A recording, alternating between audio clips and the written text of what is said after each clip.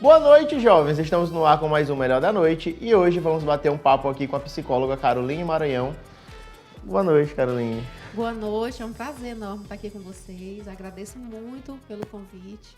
Nós ficamos felizes de você tirar um tempinho para vir aqui bater um papo com a gente. Vamos lá, tu é de qual cidade? Eu sou natural de Imperatriz, Maranhão, né? E vim para Caxias ainda muito criança, aos 6 anos de idade. E aqui eu fiquei até os 18 anos, então eu me sinto caxiense. Bebeu da água de Caxias, acabou. É caxiense, não tem para onde correr. É verdade. Vamos lá. Desde criança, tu já tinha interesses na psicologia ou tu descobriu por acaso? Não, na verdade, a minha infância foi uma infância muito boa, né? Eu digo que eu tive infância, né? No sentido de brincar muito, viver toda essa questão lúdica. Mas também na infância, né, eu precisei lidar com fortes emoções. Isso na conjuntura familiar. E me despertou o interesse de entender mais sobre isso, como lidar com as coisas que a gente sente, né? Como lidar com as emoções base, alegria, tristeza, raiva, medo. E aí, aqui eu estudei a vida inteira em escola pública, na rede pública, né? Eu estudei no Inácio Passarinho, eu tive uma professora maravilhosa que se chama Merinalva, e ela cuidou muito de mim nesse sentido de respeitar muito o que eu sentia. E em uma determinada aula, ela falou sobre psicologia. E aí eu fui atrás. No meu tempo, né? Eu sou de 1981. Então, no meu tempo, a gente não tinha o que nós temos hoje de tecnologia, acesso à internet, a gente não tinha um Google. O Google era... mãe, isso aqui é isso aqui. Aí pronto, era verdade. Né? Então, eu fui pesquisar com o que eu tinha, né? Eu lembro que eu procurava muitos livros na biblioteca da minha escola, no Inácio Passarinho, nós tínhamos uma biblioteca, e conversava muito com essa professora Merinalva. E assim fui atentando que existia uma profissão que lidava com as emoções. E foi ali que eu conheci a psicologia. É interessante que eu sou de 88, então não é tão... A Amanda foi que nasceu um dia desse. Bebê. Mas tu já pode votar, Amanda? Completou 16, gente, ela recentemente. É que ela cresceu muito. A gente não tinha tanta informação realmente. Eu lembro que geralmente as profissões que a gente tinha eram as que a gente conhecia e só. Era muito, muito, muito limitado. Até em questão da escola, né? Hoje a escola já fornece psicólogo. A escola já fornece muitas vezes até outros profissionais. A coordenação é recheada de pessoas que podem ajudar. Na época era a diretora dando cascudo na gente e acabou. Era a diretora e pronto. Tu acha, assim, dessa mudança que hoje em dia a escola tem um suporte muito maior? Sim. Tu acha que hoje em dia isso ajuda mais as crianças ou tirou um pouco da proteção das crianças? As crianças estão blindadas, aí deu uma de cebolinha, blindadas demais. Na verdade, depende muito do contexto familiar, de como os adultos interpretam isso e como eles repassam isso para as crianças. Não vou te dizer que nem que blinde demais, nem que seja bom demais ou atrapalhe. Não sei, depende da conjuntura familiar. Numa família uma criança que está inserida numa família que olha para isso como positivo e sabe fazer esse manejo de uma forma construtiva, é excelente. Por exemplo, na minha época, eu só tinha 2 opções, né? Eu tinha que ser professora ou professora. Então, quando eu cheguei no Cônego Adesso Guimarães Júnior, onde eu fiz o meu ensino médio, eu tive que optar por fazer magistério, né? E eu me cantei ali pela docência. Nós não tínhamos esse leque de opções, né? Do que escolher. Eu lembro muito bem que, na minha época, eu era muito incentivada a tentar vestibular para direito, porque na minha família já tinham profissionais dessa área, né? Mas eu não queria. A pessoa que era curiosa sempre dizia, faz direito. Isso, faz né? Mas direito. Aquilo não me brilhava os olhos, eu queria psicologia. E nós não tínhamos psicologia aqui, né? Então, junto com o sonho tinha também as circunstâncias que não facilitavam muito para que eu realizasse esse sonho. Né? O fato de ter que fazer psicologia em outro estado, as próprias condições financeiras que não me viabilizavam isso. Né? Eu não tinha esse leque de opções, mas eu tive direcionamento familiar. Graças a Deus, eu tive uma mãe que é tudo. Eu não sei o que seria de mim sem a mãe que eu tive. Então, apesar das circunstâncias, né, ela sempre dizia, é o que você quer? Então, vamos lá, vamos tentar dar um jeito. Né? E assim foi. Eu não tive essa falta de impulsionamento para a vida. Graças a Deus, a minha mãe me conduziu muito bem, assim, de me incentivar e me encorajar. É nessa Né? hora que a gente vê a importância da base familiar Exato. desde criança. Exato. E que eu não sei, você pode discordar de mim, mas eu vejo que hoje em dia falta muito disso. Sim. Parece que os pais eles terceirizam a criação das crianças com celulares, tablets, televisão e Sim. babás. Sim. Não é? É muito triste isso, mas é a nossa realidade. A gente percebe que quanto mais o tempo passa, mais essa função, né, de educar. Né? O que é educar? Né? Eu tenho 2 filhos, né, duas crianças que são da minha responsabilidade. Né? Eu tenho a responsabilidade de amá-las, de instruí-las, de direcioná-las para a vida, de discipliná-las, né, de fazer uma construção de caráter positiva. Né? Nós estamos falando de construção de caráter. Sim. E a partir do momento que eu terceirizo isso, seja para quem for, para um membro familiar, ou para a própria sociedade, para a própria conjuntura escolar, eu corro risco. Né? É um risco que nós corremos. Pode dar certo, mas pode também não dar certo. A criança sente falta do afeto até dentro de casa. Sim. Né? No consultório, inclusive, eu percebo muito isso, né? A negligência emocional, afetiva, né? A criança diz, quando eu pergunto para uma criança, um adolescente, né? Um pré-adolescente, qual o teu sonho, né? Ser alguém importante na minha casa. Nossa, isso é forte realmente, forte, porque você vê então que ninguém dá atenção. Sim, então, o que você mais deseja na vida? Né? Ter pai e ter mãe. Né? Mas quando ele diz ter pai e ter mãe, se fala de alimento afetivo. Sim. Né? Nós precisamos, dentro das nossas necessidades básicas, existe a alimentação afetiva. Nós precisamos de alimento afetivo, espiritual, emocional. E isso tem faltado nas famílias, infelizmente. Né? É algo que a gente precisa ficar atento. E engraçado que, eu vou puxando agora para a pandemia, né? Com a pandemia, nós estamos tendo a oportunidade de reajustar esses vínculos, de reajustar as nossas prioridades. Ou o pessoal quer se matar dentro da casa, né?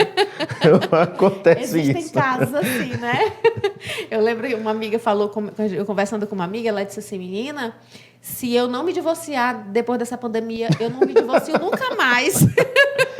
Essa pandemia foi interessante porque as pessoas passaram a se conhecer. Tem até um meme, mas é um meme bem real, que o cara, rapaz, no meio dessa pandemia, um dia desse faltou a internet, tive que sair do meu quarto, conheci um pessoal, parece que são meus pais e meus irmãos. Gente boa, senhor, para conversar, olha, nunca tinha parado para conversar com eles.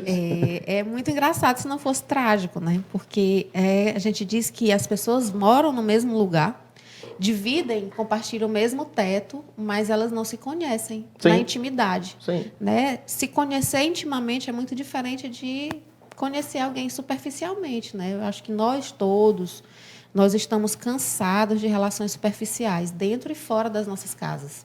As pessoas ficaram muito presas, né? Isso. Ao seu mundinho virtual. Isso, né? E a gente está tendo essa oportunidade de reavaliar isso, de entender que tipo de relações a gente tem mantido, né? Que tipo de relações a gente quer, que tipo de relações a gente também não quer mais para as nossas vidas, né? Me diz uma coisa, quais são as idades dos teus filhos? Eu tenho um bebezinho de 4 meses, o Benjamin, e tenho uma mocinha de 7 anos. 7 anos. Certo. Tu percebe Alice. como é o nome dela? Alice. Ah, nome lindo. E Benjamin também é o nome do meu filho. É? O nome segundo dele é Seth Benjamin. Lindo. Mãe dele puxou esse Benjamin. Me diz uma coisa. Tu percebe que vai ter uma diferença muito grande da criação da Alice para esse mundo que o Benjamin vai crescer agora? Sim, sim. São eras diferentes, né? São épocas diferentes. Imagina, por exemplo, eu tenho uma diferença de idade para o meu irmão mais velho de cerca de 6 a 7 anos. né? E é muito diferente, assim. Nossa cabeça é bem diferente, apesar dos princípios morais e das condutas serem muito parecidas, porque a gente recebeu isso, né? Dos nossos pais, né? Mas nós temos algumas dificuldades, né? No que tange a tecnologia, por exemplo, né? Eu já tenho muito mais habilidade com fazer uma live, né? Fazer um atendimento online. O meu irmão, ele teve muita dificuldade. Ele diz assim: meu Deus, eu estou me reinventando. Eu estou tendo que lidar com isso. Então, vai ser diferente, né? E que bom. Eu digo, diferença é muito bom. É a oportunidade da gente ampliar nossa cabeça, ampliar nossa mente, ampliar nossos conhecimentos. Toda diferença ela é positiva, seja ela qual for. Mas te dá uma preocupação. Eu adorei que tu é otimista. Eu adorei que tu é muito otimista. Mas eu pego assim, exemplo de alguns coleguinhas do meu filho. Sim. Coleguinhas forçados, né? Entre aspas, que ele tem 2 anos e 9 meses. Então, Sim. é amigos meus, filhos de amigos meus, filhos de amigos da mãe dele. Sim. E eu percebo, a criança pequenininha já é presa no tablet, presa no celular, não brinca. Já teve caso de criança que não pode andar descalço, não pode pegar nessa terra. Parecia que ia botar o menino dentro de uma bolha. Acontecia isso. E eu vejo, meu Deus, a criação do meu filho. Por mim, eu deixo ele na terra. Aí Mas você deixa? E deixo. Pronto. Então, tem essa diferença que os pais de hoje em dia ficam assustados. Gente, o pessoal da minha idade que brincou com as mesmas coisas que eu brinquei, não tinha essa tecnologia e essa super proteção em cima dos filhos. Tu acha que isso atrapalha a criança ser um pouco mais independente? Sim. A criança, ela precisa ser criança. Ela precisa brincar, ela precisa se sujar, ela precisa riscar uma parede, ela precisa sujar a roupa. Sim. Ela precisa, é uma necessidade. É ali que ela se desenvolve cognitivamente e emocionalmente. A partir do momento que ela é privada disso, claro que isso vai interferir na vida dela. Ela pode ser um adulto que tenha muito medo de se relacionar. Por quê? Porque ela não tem esse processo de relacionamento desenvolvido, né? Se a criança vai brincar com as outras, os pais ficam com medo do menino bater no outro, de cair, de derrubar. Deixa o menino morder o outro para ver. E aquele morder é uma forma de se comunicar, né? É uma comunicação. Então, a criança ela precisa saber aprender a se defender, a interagir, a se relacionar, a lidar com frustração, a lidar com o outro. Tudo isso faz parte do nosso desenvolvimento. Né? A criança, por isso que eu te perguntei, mas tu deixa teu filho brincar, andar descalço? Ótimo. Eu digo que nós não viemos com um manual de como lidar, né, com as pessoas. A gente aprende adquirindo experiências. Nós não fomos ensinados a ser pais e a ser mães. Né? Nós aprendemos na escola português, matemática, história, geografia. A gente não aprende educação financeira, administração emocional, a gente não aprende manejo de relacionamentos, a gente não aprende, não existem essas disciplinas, né? Ainda. Né? Existem algumas escolas que já trabalham com inteligência emocional. Né? Existem algumas escolas. Existe, inclusive, em faculdades como Harvard e a própria Universidade Federal, que já tem a disciplina de ciência da felicidade. Mas isso é novo. Sério? Sim. Como essa ciência da Mas felicidade? isso é novo. É muito interessante. Ciência da felicidade vem trazer uma série de coisas que estão relacionadas ao otimismo, né? A gratidão, a você ver o lado bom, não na questão de uma visão romântica da vida, não, muito pelo contrário. A gente lida com o que é real. Uma frustração é real e eu tenho que aprender a lidar com ela de uma forma positiva. É uma das coisas que está acabando hoje, né? Os pais não querem deixar os filhos se frustrarem. Sim. Não diz não pro bebê, senão ele vai ficar chateado. Por exemplo, né, a questão da morte. Né? Nesse período, nós temos que lidar com morte muito. Né? Nós tivemos que lidar com a morte. Foi assim, muito brusco, né, devido à Covid. Então, as crianças estão em estado de choque. Sim. E desenvolvendo ansiedade, né, generalizadas. As crianças estão em pânico. Por quê? Porque as pessoas não sentam para conversar com as crianças sobre a finitude. Sobre o morrer. Meu filho tem 2 anos vida, e pouco. Sobre relacionamentos. Né? É alguém que virou uma estrelinha. Pois é alguém que viajou. Né? Não é alguém. Então, em que esfera que a gente coloca essa criança? Qual o papel dessa criança nesse contexto? E que respeito que a gente tem com os sentimentos dessa criança? A gente precisa aprender a lidar com isso. Eu digo que nós, adultos, a gente tem que aprender a lidar com as... mais com as crianças do que as crianças com a gente. Aprender a lidar com a gente. O que a gente exige da criança? A maturidade que a gente não tem. Sim. Né? A gente acaba exigindo que a criança seja o adulto e nós nos comportamos como criança quando a gente não entende o universo dela. Justamente. Eu ia dizer porque o avô do meu filho morreu, tá, de Sim. Covid. Sim, E ele, de vez em quando, ele ainda pergunta. Aí tinha aquela história, virou estrelinha e tal. sim. Aí agora fala, não, morreu, foi embora. Quando pergunta, ele fala, vovô foi embora. Isso. Ele já... Tipo, dentro da crença daquela família, ela vai trabalhar o luto dentro daquela crença dela, né? O que é importante, o que se pode ser validado. Né? O meu pai faleceu esse ano também, não por Covid, mas por outra doença, né? Ele foi infarto. E a minha filha de 7 anos, até hoje, ela sente saudade. Normal. Né? Normal. E aí, quando ela vira, às vezes eu vejo ela triste. Filha, o que você tem? Mãe, eu tô com saudade do vovô. Eu posso ir lá no céu dar um abraço no vovô? As perguntas complicadas, né? Aí eu digo, não pode. Mas se você me abraçar bem apertado, você vai sentir o coração da mamãe batendo. E a mamãe faz parte do vovô, porque eu sou filha do vovô. Aí ela me abraça bem apertado. Fazer a Amanda chorar. Catarina aí chorar ali. Aí eu explico para ela, você não é um pedacinho da mamãe? Sou. Então eu sou um pedacinho do vovô. Então, dentro das nossas crenças, a gente vai apresentando para a criança um processo que ela entenda, né? E que seja confortável para ela. Né? Você não pode chegar e dizer, olha, morreu, acabou, você nunca mais vai ver. E nem dizer, olha, virou estrela. Né? A gente tem que tentar... Ó, vovô, uma vez eu cheguei pro Cé e falei, cadê o vovô José? A mãe dele, menina, mas o vovô tá aqui. É uma coisa chata de se dizer, mas não tá aqui. Aí ainda piorou, porque a gente deu um cachorro pra ele Qual a brincar. idade dele? 2 anos e 9 meses. A gente deu um cachorro. Deus. O cachorro morreu. Oh, Aí ele chegou, gente. cadê o Chicó? Aí a mãe dele virou estrelinha. Ele também? Tá todo mundo me abandonando. Mas acontece, a criança... Essa questão de lidar com morte, eu sempre fui sortudo, porque poucas pessoas perto de mim morreram quando era criança. Era tipo assim, conhecido. Sim, Parentes, eu já estava mais velho. sim. Menos mal. E como que a gente lida com a nossa própria morte, nossa própria finitude? Pois é. Eu falo algumas coisas que o pessoal fala, mas tu fala besteira. Mas a morte é algo esperado. Sim. Gente, eu posso sair bem daqui, eu sou gordo, eu posso infartar bem aqui. Não, mas a Catarina vai ter que continuar o programa. Acontece, pode acontecer. Mas as pessoas têm muito medo e, às vezes, esse medo faz com que elas deem até umas respostas um pouco ignorantes para as crianças. Sim, sim. Na verdade, são respostas meio que tipo um mecanismo de defesa, né? Sim. Eu não me sinto confortável de falar sobre aquilo, então eu evito falar sobre aquilo. Justamente. Né? E aí a minha resposta vai barrar o outro a entrar em profundidade daquele assunto. E aí eu me protejo. Justamente. A gente vai para um rápido intervalo e a gente volta já já com mais Melhor da Noite. Não sai daí.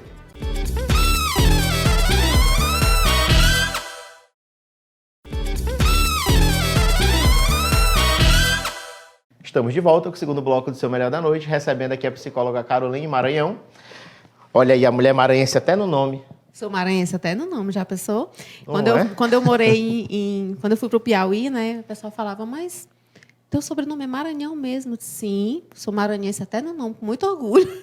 Ela não é igual aquele povo que vai do Ceará para São Paulo fazer comédia e bota Ceará no nome. Emerson Ceará, Matheus Ceará. Ninguém tem Ceará. É só porque é cearense. Me diz uma coisa, tu foi fazer o curso de psicologia? Sim. Em Teresina? Quando eu concluí aqui o ensino médio, no Cônego Adesso, né, eu fui fazer psicologia em Teresina. Eu fui para a Universidade Estadual do Piauí, iniciei meu curso lá e concluí na Faculdade Santo Agostinho, que eu digo que é a faculdade da minha vida. Né? O slogan deles, e literalmente porque foi na faculdade que eu descobri assim, o universo, o mundo, né? No caso, lá na Santo Agostinho. Na Faculdade de Santo Agostinho. Né? Foi uma época muito boa, minha época de acadêmica. Eu aprendi muito com os meus professores, eu ficava colada nos meus professores. Tudo que eu podia pegar de orientação, de dica, Olha, tinha professor que eu ia para a casa dela, tive uma professora maravilhosa que eu ia para a casa dela ajudá-la a corrigir trabalho. Tu era aluna prova. nerd. Não era. E engraçado que eu não era aluna nerd. Não era. Eu era muito curiosa. Eu era muito curiosa. Eu nem podia ser aluna nerd porque eu nunca fui estudante profissional. só estudante. Eu sempre trabalhei e estudei, trabalhava muito. Eu consegui me formar, eu trabalhei muito. Uma Muito pergunta mesmo. interessante. Eu vou ser bem sincero. Essas minhas sinceridades aí. Eu sou preguiçoso. Tá, todo mundo sabe que eu sou preguiçoso. Então, enquanto eu fazia minha faculdade, eu trabalhei. Mas para comprar minha coleção, que inclusive é linda.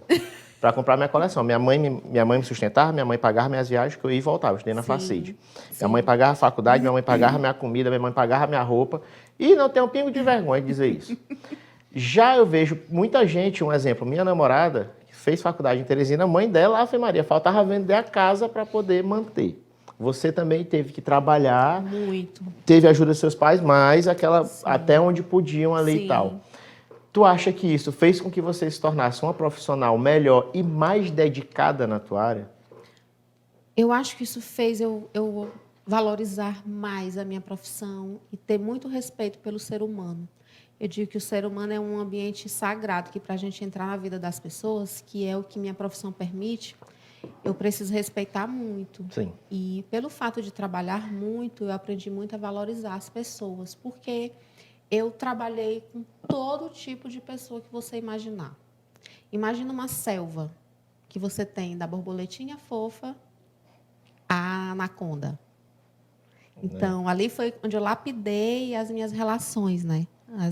Os meus relacionamentos. Eu aprendi a lidar com as pessoas, a respeitar. Eu entendi ali que cada pessoa ela tem uma história por trás. E que, inclusive, as pessoas mais difíceis da gente lidar são as pessoas que a gente tem que ter mais cuidado no trato emocional, porque geralmente são pessoas que vêm muito feridas da vida, né? Mas tem gente que tu acha, vou fazer uma pergunta aqui, tem gente que acha que nasce com instinto ruim. Não, eu não acredito que ninguém nasce ruim. Eu acredito que você, de acordo com as experiências e a sua capacidade de resiliência, vai determinar se você escolhe caminhos que não são legais para algumas pessoas. O que a mãe passa durante o parto pode afetar alguma coisa da Muito, criança? sim. Principalmente psicologicamente, como Antes essa criança do vai se parto, desenvolver? durante a gestação. Durante a gestação. Durante o parto. Durante o parto, não. Durante a Sim. gestação. Sim, tudo já faz, tudo está dentro do nosso construto existencial, né? A partir do momento que eu sou concebido, ali já começa a minha história de vida. Entendi. Então, se a mãe teve uma gestação complicada, conturbada, isso pode afetar. Sim, ali já está me criança construindo. diretamente, Ali né? é o meu processo de construção. Né? Não é só a construção física, mas a gente está falando de construção do sujeito. No caso, a ligação bebê e mãe, né? Também é Sim, emocional. Demais, sim. Né? As minhas amigas dizem assim, quando que você volta a trabalhar? Né? 100%, eu digo, com a pandemia, eu nunca pude parar de trabalhar 100%. Né? Eu precisei dar suporte para muitos dos meus pacientes dentro desse processo de forma online. Mas voltar como eu trabalhava antes do Benjamin, eu só pretendo voltar depois da primeira infância, que é, para mim, né, para a ciência, para aquilo que a gente estuda, é a parte que ele mais precisa, é a construção e tu com do filho de sujeito. 4 meses também é Muito complicado bebê. voltar. Eu falei, a minha Precisa muito namorada, de quando ela mamãe teve ainda. neném, eu falei, não, tu não vai voltar agora nela. Eu tenho ela é fonoaudióloga. Você não vai voltar agora não. Tinha pais de pacientes dela, Caio, ela precisa. Não, ela não pode. Ela não vai voltar, não vai. Ia ter um menino para cuidar. E graças a Deus, assim, que a gente tem esse privilégio, né? Eu sou esposa, de poder escolher Pois é. voltar ou não, quando voltar. Sim. Né? Mas é isso. Eu acredito que dentro desse processo de relacionamentos, tudo conta para determinar quem nós somos, né? Todas as nossas experiências na faculdade, nos meus trabalhos, né? Tudo que eu tive que fazer e passar ao longo da vida para conseguir realizar o sonho de ser psicóloga, eu aprendi muito sobre isso, sabe, Caio? A respeitar muito as pessoas. Isso é importante. Muito. A minha profissão, antes de vir para cá, eu estava conversando com meu marido e dizendo, eu não me imagino fazendo outra coisa na vida. Eu tenho um amor tão grande pela minha profissão e pelo que eu faço, assim, pelo contato que eu tenho com as pessoas. Imagina, as nossas emoções, as nossas experiências é o que a gente tem de mais sagrado, são os nossos tesouros. E as pessoas abrem para mim isso dentro do consultório. Né? Eu tenho acesso a coisas mais sagradas da pessoa. Né? Só tu e os padres. E ambos não podem falar.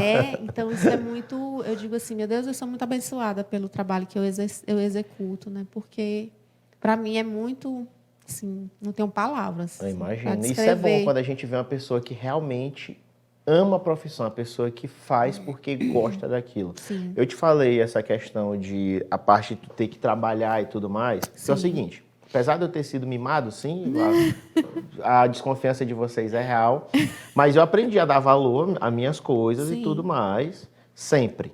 Sim. É porque meu avô também era meio linha dura. Ele dava as coisas, mas ele, ó, presta atenção, tal. Eu vejo que hoje tem muita gente que cresce, tem tudo e acaba não dando valor, acaba não ligando muito. E isso faz com que a gente tenha péssimos profissionais. Parece que passam, empurra com a barriga e ainda reclama. Ah, eu tenho que estudar muita coisa. Só estuda. Ainda reclama que tem que fazer muita coisa. Sim. Isso também é uma situação dessa geração. São os millennials, né? Foi chamado de os millennials, o pessoal de 2000 para cá. Eu penso assim, vê se você consegue entender meu raciocínio no sentido de mãe, né? Se eu dou para o meu filho tudo o que ele quer, eu vou tirar dele o gosto da conquista, dele conquistar as coisas. Automaticamente, ele não vai valorizar tanto porque ele não precisou conquistar aquilo. É uma matemática que fecha certinho. Se eu não conquistei, eu não vou valorizar porque aquilo não me fez nenhum esforço. Eu simplesmente tenho, né? As crianças estão erradas, os adolescentes estão errados? Não. Eu acho que a falha está, né, no adulto que Sim. administra essa educação. Sim. Né? Uma mãe uma vez me perguntou, doutora, qual é a idade certa para uma criança ter um celular? Eu disse, depende da necessidade do seu filho ter um celular.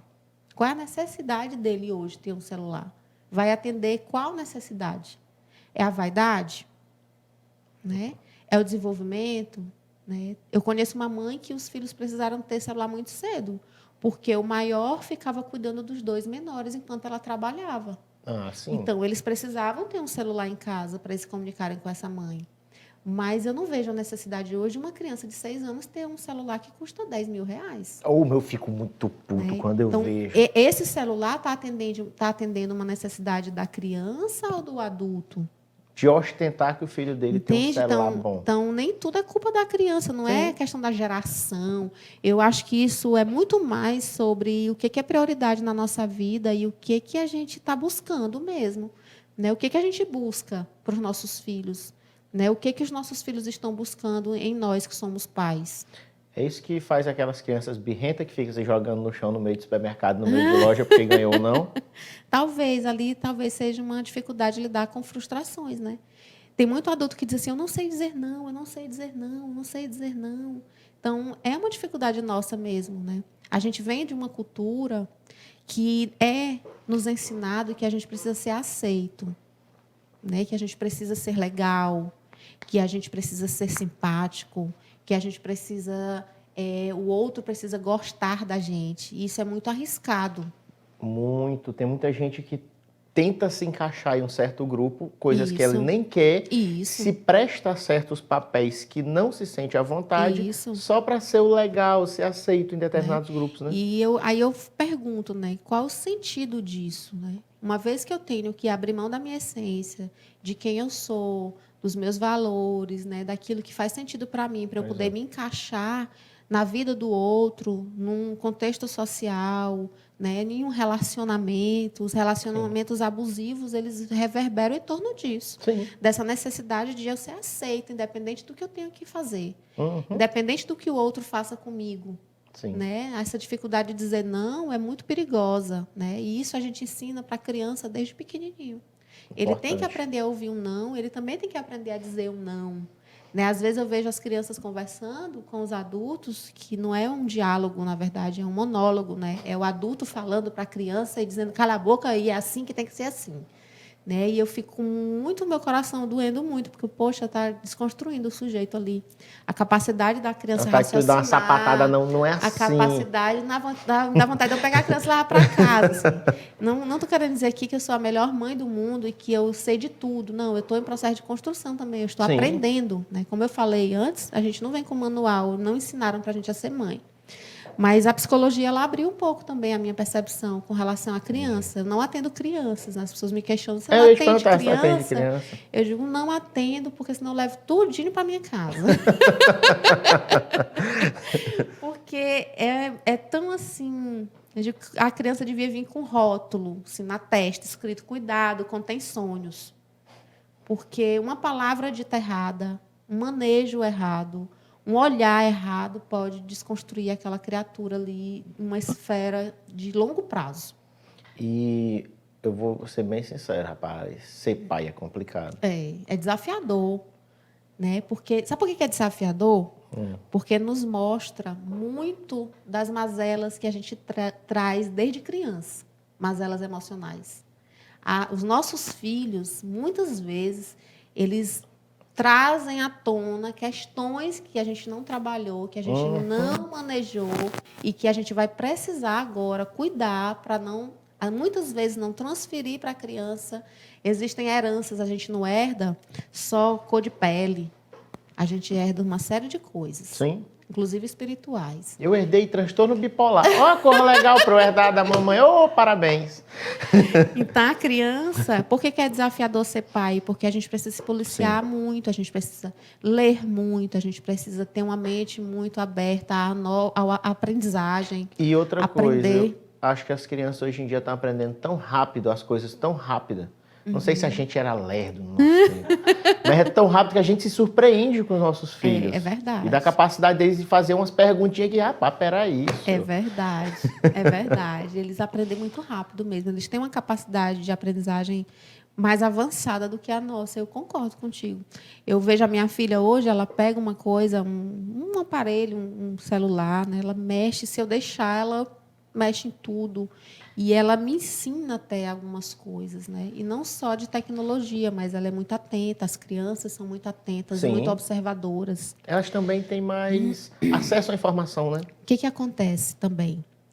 Quando você está num meio social que tiver uma criança com celular, observe sobre o que os adultos estão conversando. Eles acham que a criança está naquele celular e ela não está atenta ao que está sendo dito ali. Mas a criança, ela é uma esponja. Sim. Aquilo vai entrando lá e ela vai ficando.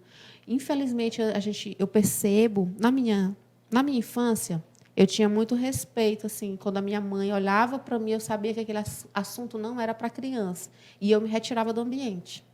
Né? Chegava alguém adulto, ia conversar, ela olhava, eu já sabia. Meus avós me olhavam, a gente já sabia. Hoje, não. Hoje, conversa-se sobre absolutamente tudo na frente de uma criança. E acham normal. Né? E aí, a criança, ela aprende coisas boas, mas também amadurece de uma forma muito perigosa. E aprende coisas ruins também. Também. E é o que mais absorve. Fala um elogio e xinga perto do teu filho para saber o que ele vai repetir. É real. É verdade, você tem razão. O Cef é ensinado, se alguém falar algum palavrão perto dele, ei, não pode, bate na boca. Meu pai trouxe meu irmão, que mora com ele, de 6 anos. Xinga, Maria. Sim. O Cef estava agoniado. Rapaz, o Cef vai quebrar a própria boca, é do menino, tanto bater, fora que esse menino xinga, pelo amor de Deus. Mas é verdade, porque meu pai não dá freio no menino. Criança precisa ser respeitada também, né? Sim. Né? Ela está ali, a gente precisa lembrar que ela está ali, né? E filtrar as coisas que a gente fala, as coisas que a gente acredita que elas não vão entender, né? Elas vão entender, mas do jeito delas. Sim, o que é pior. Né? De forma distorcida, muitas vezes, né? E ela não tem ainda essa habilidade. Se nós que somos adultos não temos habilidade de comunicação, a gente tem dificuldade de falar sobre o que a gente sente, imagina uma criança. Essas conversas com tua filha, ela fica assim um pouco intimidada de estar sendo analisada e de falar com a psicóloga e tu já vai achar que tu já vai com a resposta pronta, não. Que é assim. Na verdade, ela ainda não tem essa noção, né, da psicologia, assim, o que é uma psicóloga que analisa, ela não tem ainda. Ela diz que eu sou doutora das emoções. Né? As pessoas perguntam, o que sua mãe faz? Ela ajuda as pessoas a serem felizes. Pô, isso é uma excelente definição. Então, ela ainda não tem assim aquela, né, aquela malícia, aquele receio de estar sendo avaliada, né? E eu dou muito espaço para ela falar, né? Às vezes eu pergunto, às vezes a gente entra no carro e ela pede o celular, eu digo, não, celular agora não, agora eu quero conversar. Né? Ela, mas conversar o quê? Sei lá, sobre qualquer coisa. E aí dali a gente puxa um assunto, né? Às vezes é uma brincadeira, algo bobo, tolo, que para mim é tolo, mas para ela é importante. Sim. E aí a gente valida isso com a criança. É muita coisa que também não faz, né? Os pais não participam do mundo da criança. Sim, sim. Não, deixa ele com a besteirinha dele. Ela brinca, a minha filha, ela brinca muito ainda, ela ainda está muito, ela está ainda nessa fase de brincar muito. Eu digo, filha, tu brinca 20, tu não cansa não? Já que desliga já isso. Mas é bom, porque ó, já vai ter um companheiro pro Benjamin, ela já vai acompanhar o Benjamin nas brincadeiras. E ela interage muito bem com ele, eles conversam. Você precisa ver o diálogo deles. Me segue no Insta que você vai ver o diálogo deles nos stories. Ah, vou olhar sim. Ela fala bebelês, e ele... A gente vai para mais um rápido intervalo e voltamos já já com o seu Melhor da Noite. Não sai daí.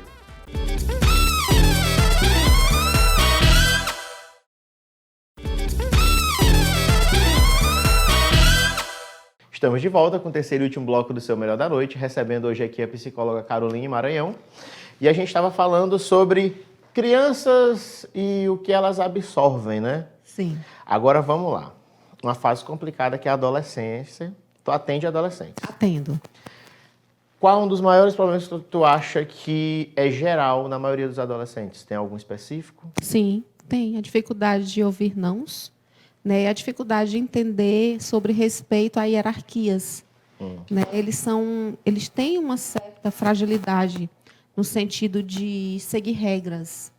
Né? Os adolescentes têm essa dificuldade. O índice de suicídio entre adolescentes, de processo de automutilação e de ansiedade tem crescido muito, né? E é muito triste isso, é muito perigoso. Então, as demandas que chegam em consultório, elas permeiam essa esfera de depressão, ideação suicida e automutilação. Tu já viu alguns casos que o problema maior parece que está nos pais, só que os pais têm que colaborar também. Sim. E acabam não colaborando, não querem ir Sim. para o psicólogo, não querem colaborar? Quando eu atendo adolescente, eu sempre trago os responsáveis, né? Sejam eles os pais ou os cuidadores, né? Sim. Eu sempre trago também para consultório. A gente precisa entender o arranjo familiar, a gente precisa entender qual é o papel que aquele sujeito está inserido dentro daquela família, e a gente entra com a constelação familiar. Eu preciso entender aquela conjuntura toda, porque muitas vezes o adolescente ele vem trazendo só sintoma de um processo de adoecimento familiar. É um processo de divórcio, muitas vezes, né? São conflitos mesmo familiares, que ele está ali inserido e ele não sabe lidar com aquilo, e aí tem um sentimento de impotência, aí vem a rebeldia, né? É uma série de coisas, sabe? Não tem assim um fato isolado, específico, não. Muitas vezes eles fazem algumas coisas para tentar chamar a atenção? Sim, sempre a gente faz. Nós fazemos, né, muito isso. E o adolescente ele usa muito isso como estratégia de enfrentamento, às vezes até. Né, porque ele não foi ensinado, ele não foi treinado, ele não foi respeitado enquanto criança, né, para entender o que está acontecendo ao redor dele. A própria adolescência, a gente sabe que é uma fase já muito difícil, né, por uma série de situações, desde orgânicas a sociais. Né?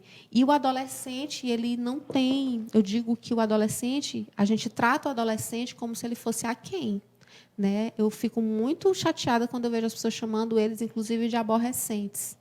Eles não são aborrecentes, eles são pessoas que têm sentimentos, que sofrem e que não são compreendidas. Né? E ao tempo que você precisa acolhê-las, você também precisa orientar e disciplinar.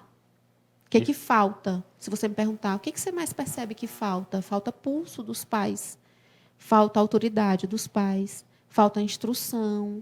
Né? Os pais têm muito medo, eu vejo muitos pais virando refém dos filhos dentro de casa. Eu já vi muito isso, cara, eu acho ridículo. E isso, então, assim, isso é assustador. Né? Eu ter um filho e eu não poder repreendê-lo, eu não ter acesso à senha do celular do meu filho, o meu filho não confiar a mim, né, aos processos emocionais que ele tem, eu ser visto dentro de casa como alguém que é rival e não alguém que é parceiro e amigo. né? Então, não é o adolescente em si que é o problema, existe toda uma conjuntura. Sim. Hoje em dia, a gente tem tratado muitos adolescentes que são negligenciados afetivamente, são órfãos de pais vivos. Tem pai, tem mãe, mas não são conduzidos como se tivessem.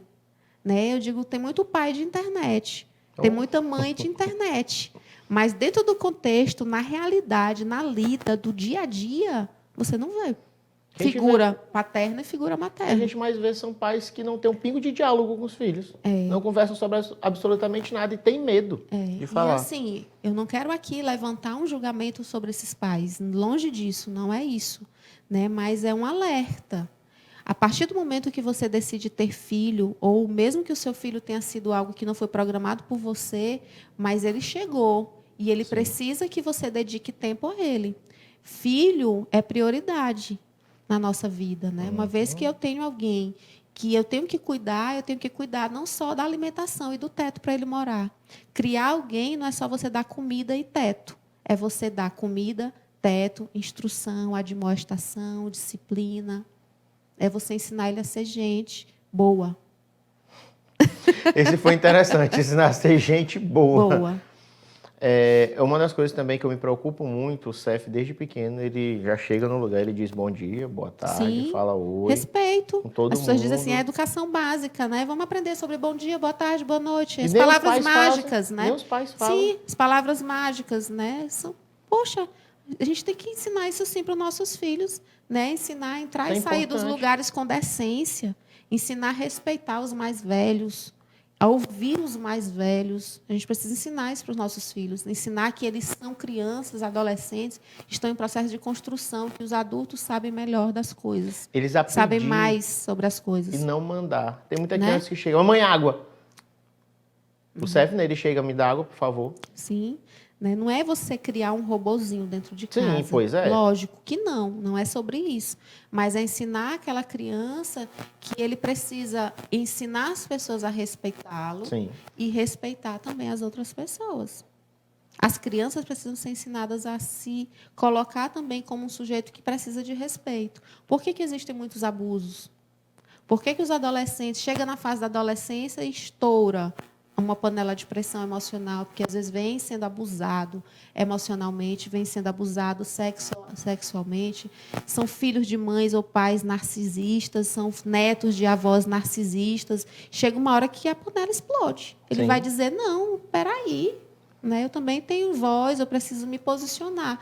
Só que ele não tem maturidade para fazer o posicionamento adequado. E aí ele vai para a rebeldia, ele vai para uma série, vai para a droga, né? Vai para relacionamentos abusivos, entra em processos que é complicado você ajustar. Uma das coisas que tu falou interessante de relacionamento abusivo, a gente vê muito, né? Jovens que entram em relacionamento, acabam sendo abusivos com companheiras ou companheiros, e não aceitam o término e começam logo a dizer, eu vou matar fulano, eu vou me matar. Tem muito Sim, disso, né? Tem muito.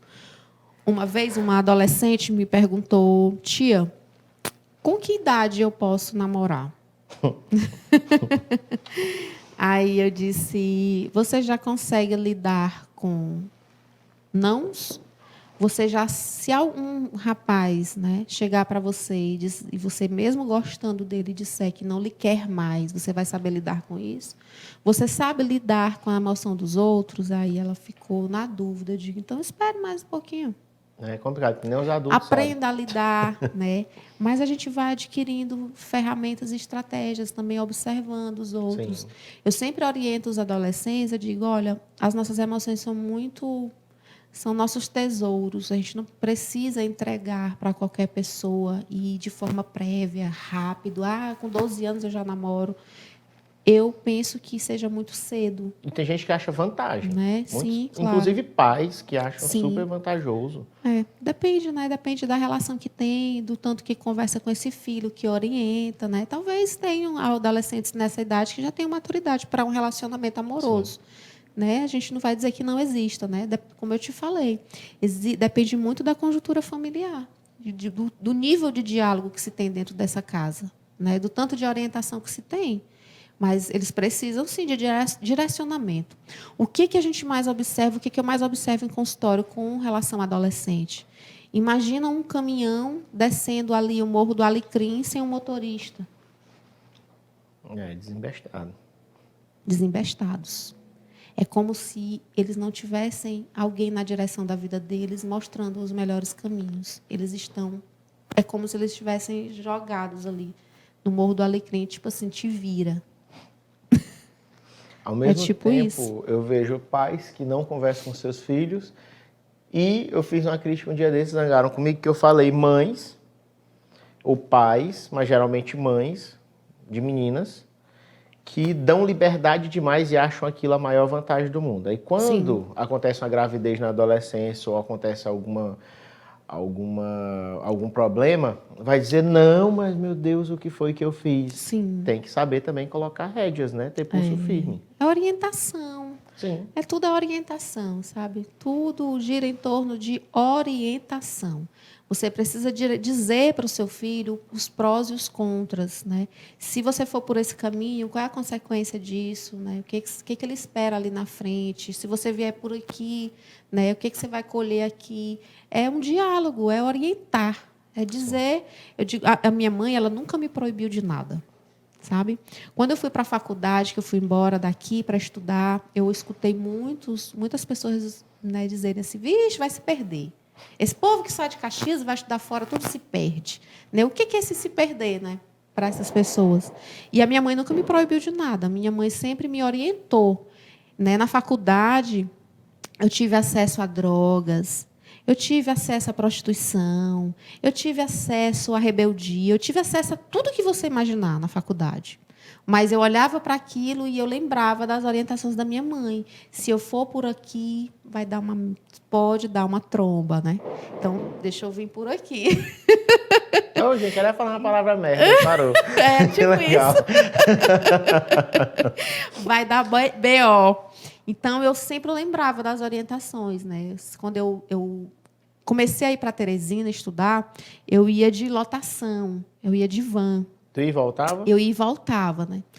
E eu sempre minha mãe rezava. Minha mãe é muito católica, ela dizia, Deus lhe proteja, lhe guarde, que você nunca esqueça o que eu lhe ensinei.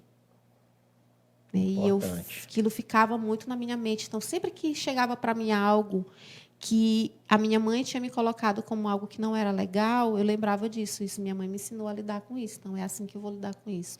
Eu tive amigos que usavam drogas, sabe? Eu tive amigos que são meus amigos até hoje. Eu tenho amigos de faculdade, quem pessoas não tem maravilhosas, é droguinha, gente? né? Quem não tem? São pessoas maravilhosas. Sim. Que a gente tenta, e que eu nunca precisei me desvincular deles. Sim. Eu nunca precisei julgá-los, eu nunca precisei condená-los. Cada um respeitando o espaço do outro. Eu sempre andei com pessoas que, para a sociedade, a gente não poderia andar.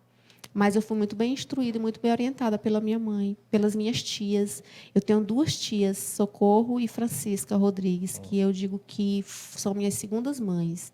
Elas também me ensinaram muito sobre a vida e me ensinam até hoje. Tu teve uma base familiar muito boa, isso é Graças importante. a Deus, tive avós muito bons, né, que me educaram muito bem também. Né? Eu digo que aquilo que nos falta quando a gente está só na faculdade, né? E aí eu vou falar para os jovens, né, que estão nos assistindo. Pode falar para aquela câmera ali, olha bem nos olhos deles.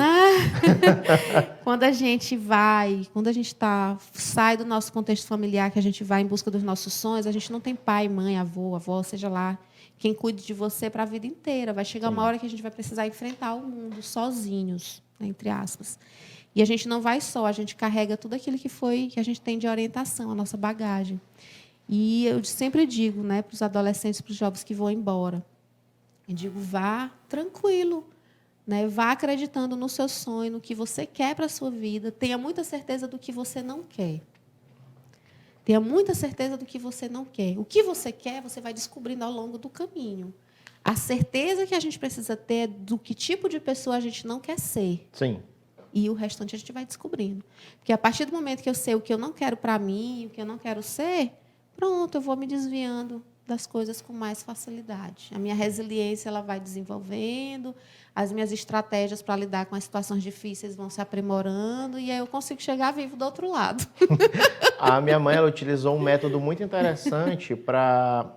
Quando eu fui fazer meu curso Teresina, o pessoal falou, muita gente reprova, e realmente. Sim. Aí minha mãe ela utilizou um método que eu aconselho para todo mundo. Minha faculdade é particular, não estudei na Facid, ela disse, se você reprovar, vai sair do seu bolso. Pronto. Rapaz, foi os 4 anos certinho na faculdade, nunca reprovei na vida. Certinho, né? Certinho. Eu tinha uma turma que reprovou todo mundo. Ficaram tirando o pessoal das outras turmas para estudar comigo, para eu não atrasar. Nossa. Mas não reprovei nenhuma disciplina. Mas, rapaz, não que pesa no bolso.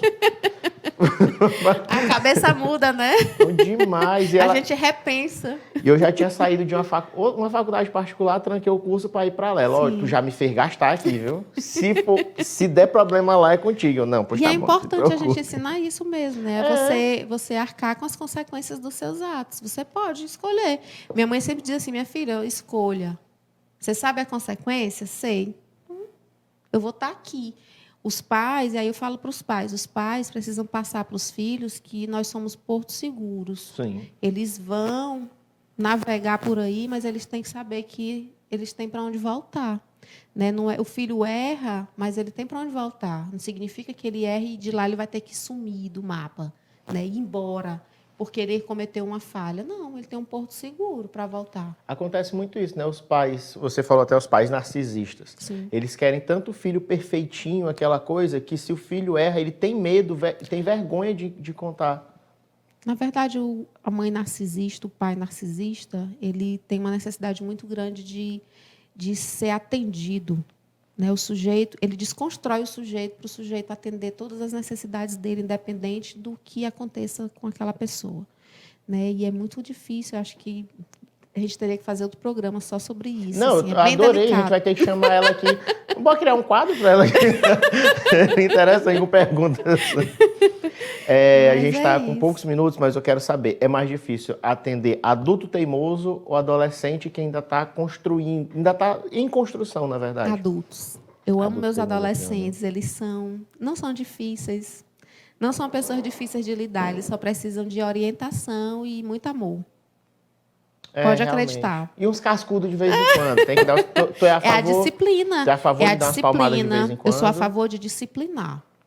Disciplinar. Sim. O que é disciplinar? É você chegar para o seu filho e você ter autoridade e dizer isso está errado e a consequência é essa. E você fazer o seu filho cumprir e passar pelo processo da consequência, senão ele não vai aprender nunca. Realmente. Né? Super protegê-lo não vai preparar ele para a vida. Não vai. E o lugar para ele é errar. Isso. E aprender é dentro de casa. Porque de a rua, Pronto. meu amigo. Eu digo muito isso, né? Eu digo, olha, você dentro de casa, quando você erra, o manejo é um.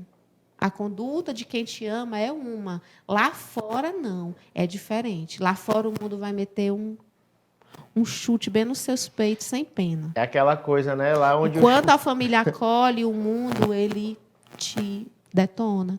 Então, é no seio familiar que a gente precisa, sim, errar. A gente tem que errar. A gente é feito disso, de erros e acertos. É aquela coisa, né? De onde o filho chora e a mãe não vê. Olha aí.